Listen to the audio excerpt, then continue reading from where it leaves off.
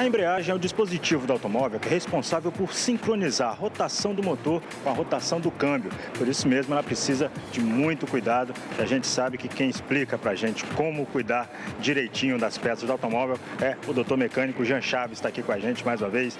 Jean, de que maneira o câmbio ele deve ser tratado pelo condutor? Bom dia. A embreagem é uma peça muito importante nos veículos. Então, é uma peça que toda vez que você vai trocar de marcha, você tem que utilizar a embreagem. E nós sabemos que ela é uma peça que tem que ter uma manutenção.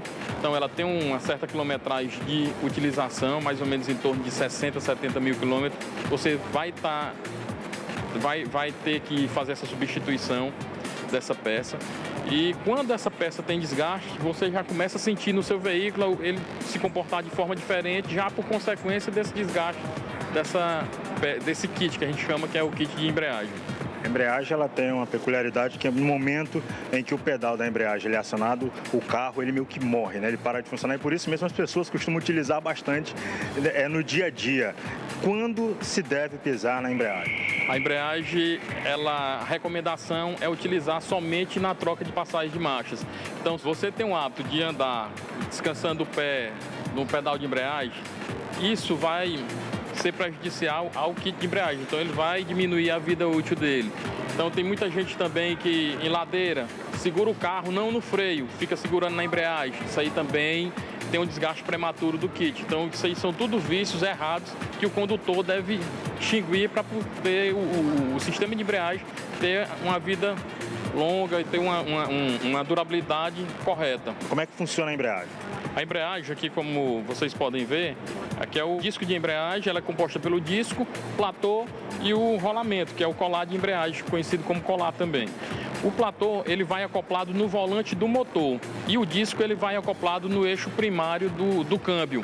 Então o disco ele vai estar na rotação do câmbio e o platô na rotação do motor. Então quando você aciona o pedal de embreagem, que o colar aciona o platô, esse sincronismo, essa rotação entre motor e câmbio, ela vai ficar na mesma rotação, que é exatamente para ver a troca de marcha, que é exatamente a função do sistema de embreagem. Aquele barulho característico, meio que um gato miando quando a pessoa erra o momento da passagem de marcha, acontece por quê? É exatamente porque esse sincronismo, essa rotação entre motor e câmbio, ela não está numa rotação exata. Na prática, seria algum desses itens aqui que acabaria sendo prejudicados?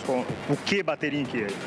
No caso, o barulho é interno no câmbio de embreagem, exatamente. São nas engrenagens, mas provocado pela má utilização do kit. Qual é a maneira correta de se fazer a manutenção da embreagem?